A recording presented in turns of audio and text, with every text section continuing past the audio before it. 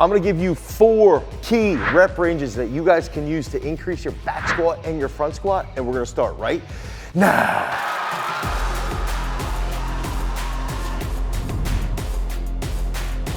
All right, so when we're looking at squatting, we've got to look through the lens immediately as what is it? We're gonna do a high bar back squat, or we're gonna be doing a front squat. So that bar is still gonna be sitting on our throat, through our clavicle, and we're gonna be rolling through that full range of motion. So when we're thinking through that lens, typically the mechanics have to be based around, okay, we're gonna have an upright trunk, we're gonna have an upright posture. We're gonna apply a lot of force into the ground, which is then gonna help us stand back up. And we've gotta think about our knees being pulled forward by a rope and our hips being pulled backward at the exact same time, okay? So we wanna see the knees go forward and we wanna see the butt get back so that we can sit those hips nice and deep, get some type of a stretch shortening cycle out of the bottom, potentially, and then drive up as quickly as possible. So if we're thinking through the lens of rep ranges, the first thing that I like to do is establish, okay, if I wanna increase my squat, front squat or back squat, I'll put this into 2 different camps. And if we think about it in 2 different camps, I like to look at everything through the lens of impulse. Impulse is gonna be essentially, how can we increase the amount of force applied in a designated period of time? So if we think through that lens as feeding our overall back squat, that's gonna help us break down further, okay, what are we gonna be using, what filters are we gonna be using further in these rep ranges. So first, let's go right here. If we have 2 rep ranges, because we're providing 4, okay, 2 rep ranges, and I don't even need to do that. I could go, okay, let's go max strength here, so higher intensity, and then on this side, I'm gonna think through, okay, let's go more volume based, okay? So that's the initial thought process, is I'm gonna break this into max strength and higher intensity. I'm gonna break this into volume. I know my handwriting is terrible, but I'm gonna try and also eloquently speak through this. So if we're looking at increasing max strength, that's gonna help us with weight on our back. So if we think through that lens, if we have a large amount of weight on our back, we've got to get comfortable. And if over time we get comfortable with a large amount of weight on our back, that's going to lead to increasing that max strength, okay, that max strength for a back squat or a front squat. When we're looking at volume, can we think through what's going to lead to some type of muscular growth or muscular strength? First, if we're looking at growth, we want to increase, metabolites potentially inside the muscle. We want to increase potentially muscular damage, and that's going to typically happen from the eccentric portion of the movement pattern. Third, we might just look at mechanical tension, okay? So if we have a larger set where we're doing 5 to 7 reps, that's gonna have more mechanical tension on the body. I also do believe, even with volume, there will be some improvement in neural coordination. So if that's how we think, okay, we can start to periodize, all right, what would be a specific volume-based rep range that can lead to bigger growth? And that first rep range is going to be using myo reps, okay? And I'm gonna lay this out for you, where we'll go using a myo rep, okay? Let's say my best back squat is 200 kilos. I'm not the greatest at math, so what we're gonna do then is we're gonna take, at 200 kilos, 70%, okay? So 70% of my max. What is 70% of 200 kilos? The answer is 140 kilos. So 70% is gonna be 140K. That's sort of funny that I did that. So I'm gonna take 140 kilos and I'm gonna do this for 10 reps. And ideally, the first time I do this, I sort of have like 2 reps left in reserve, okay? So I get 10 reps done, I'm fatigued, and I rack the bar, 40 seconds goes by, and what I'm gonna do now, I'm gonna drop here, and I'm gonna do 8 sets of 2 in a cluster rep style. So I'm gonna do 8 by 2 with 30 seconds rest. So we're gonna do a set of 10, rest 40 seconds, and then 8 doubles, and after each double, you're gonna have 30 seconds rest. That's the setup for myo reps.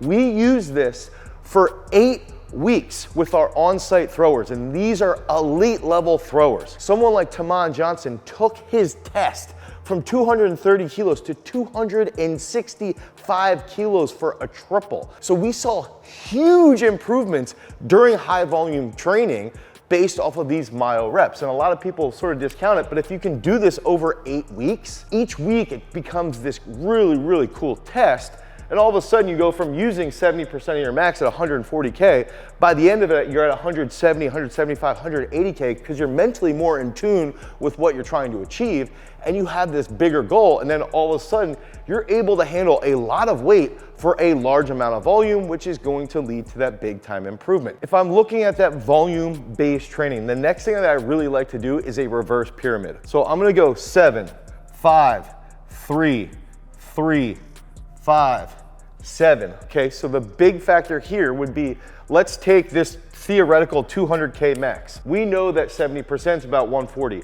I would actually start almost at the exact same percentage, okay? So let's say here, 70%, right? So we're gonna go 70% here. Then we can come down, go 77%, okay? Then we're gonna come down here, and let's just say we go 77%. Let's go like 84 to 85%. Now, what I really like to do is use these two triples to really potentiate our nervous system, okay? So now we go 84%, I feel pretty strong on that. I probably had 1 to 2 reps left in the tank. Okay, well let's go 87%, let's try and push that even more, okay? And then we're gonna drop back down to that set of 5, and we might use 80 to 82%. And then we're gonna do that set of 7, and let's try and push that 7 RM. So here we did 70%, let's go 75% on the way back up. That's a lot of volume, okay? And this could be the layout for week 1. And then what we end up doing is that when we use a rep scheme like this, throughout the weeks, throughout the cycle, we'll try and push the starting point every single week. Because then when we're pushing that starting point and the athlete's getting accustomed to what this wave feels like or what the pyramid feels like, I think it is theoretically more of a pyramid than it is an actual wave. Now all of a sudden by, let's say, week 4, week 5, week 6, if we're using this over a 6-week time frame, this becomes much more comfortable, and they can really, really push the 5 rep and that 7 rep. And when we're doing those triples, they're still pushing that max strength. So these are 2 different rep ranges that you can use specific for volume. Now, if I'm looking at max strength, typically in max strength, we're gonna be inside the ascension phase or inside the summit phase, or potentially even tapering in the realization phase, okay? All of these are phases that we use inside of our strength training at Peak Strength. If you're a weightlifter or you're a strength-based athlete, you can head over to peakstrength.app, the Google Play Store or the Apple iOS Store. You can download Peak Strength today and really use some specific weightlifting-based training to help improve your overall PRs. Now, with this, we have to think through that lens. Okay, we gotta get used to pushing heavy freaking weight. So what can we do? The first aspect is going to be very, very simple. So we are gonna start with this theoretical 200K max. What I want to do is slowly build up and really, really think about being as aggressive as possible on my warm-ups. And so what I would like to do, let's say 5 doubles, and we're gonna do doubles unbroken. And what we want is typically about a 2.5 minute rest period. So if we're solely focused on a big time squat, and oftentimes inside Peak Strength, we will use squat as the first exercise. If we're in an exposure phase, okay, when we want to push that squat with volume, we will put it in the beginning of an actual workout. Now, if we're doing really, really heavy squat work, that typically will be the second or third exercise inside of the actual program. Now, 5 doubles unbroken. Let's say we start at that 70%, right? Okay, so we start at 140 and we do unbroken doubles. That means down, up, okay? Boom, boom. So it's a timed position. We're going as fast as possible, but we want to hold that tension as much as possible. So let's say that we do 70%, then we go 75%, then we go 80%. Okay, these are all really, really strong warm-ups, okay? So we get up to, what's 80%? 160, right? Then after 160, we get to 170. So let's say, I don't know, let's just say that's at like 82.5%, right? And then we're slowly building that up. You could do 3 doubles, you could do 5 doubles. Now, we do 5 doubles, and then that's gonna set us up for 3 singles.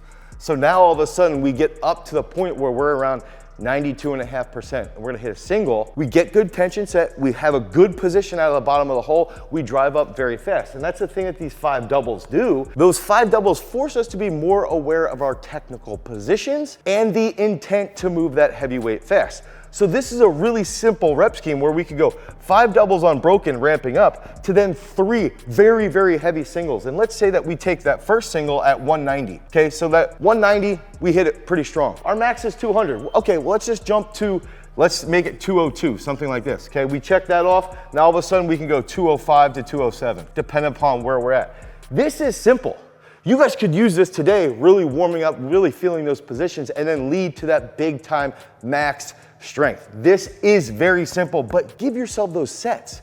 Oftentimes when people are maxing out, they're only maxing out over like 2 to 3 sets. You don't have time to wake up. You've got to wake up your neural coordination, your neural drive. Now, the next sequence that we're going to use for max strength training, for max rep ranges, is also going to be very unique here. So this next unique rep scheme is going to be focused on another aspect of rep modulation. If we think about rep modulation as the unbroken, okay, that unbroken position forces us to be very strong, very stout. Now, if we're looking at pauses, pauses are a really, really phenomenal way to wake up in specific positions and to apply a massive amount of force. And if you remember back to the beginning, okay, we talked about impulse, and that's force over a time. If we're back squatting or front squatting, the time is essentially going to be the same all the way up to around 85 to 90%. Once that 85 to 90% hits, the time will be a little bit longer because it's going to be a slower period, okay, to get through that rep, and that will then lead us to put out more force. Okay, so think about it through that lens. Now, the unbroken aspect and the pause aspect forces us to think through the lens of applying a large amount of force in a short period of time. That means our impulse expression goes up. So if we think about the variables that improve impulse, and that would be rate of force development, peak force, average force, those are 3 variables that do a very good job of increasing our impulse expression. That's where these rep modulations come into play. Okay, so if we're doing a pause squat and I have somebody warming up, let's say I do 7 sets where we do doubles up to about 90%. So 90% of that theoretical 200K max is going to be 180. So that 180, if my math is correct, I hope it is. So 180 would be where we switch to doing singles. And what I would do is say, let's start at 140 or 150. We do pause doubles, try to feel that position. And when we come out of the bottom, drive up as quickly as possible. Pause, 1, 2, boom. And we want to think about rate of force development. If our rate of force development is higher, our impulse goes up, okay? So we've got to think that way when we're using this rep modulation to improve our back squat or our front squat. So let's say we do 4 sets of doubles with a pause, we get to 160, and then after we take 160, we do a pause squat at 170, then we do a pause squat at 180, and then we shift over from the pauses. Now we can shift over to just doing a normal back squat or a normal front squat without the pause. But the big focus is that we would take these 7 sets, ramp up with some doubles, ramp up with some singles, and then finally attack that standard rep movement without the pause, and that's gonna lead to greater rate of force development, ultimately higher impulse, and ultimately more weight. So use all 4 of these rep ranges if you're struggling with that front squat or that back squat. Head over to peakstrength.app, the Google Play Store or the Apple iOS Store. You can download Peak Strength today, because remember, freaks, if you wanna become a champion, you always gotta cultivate your power. Peace.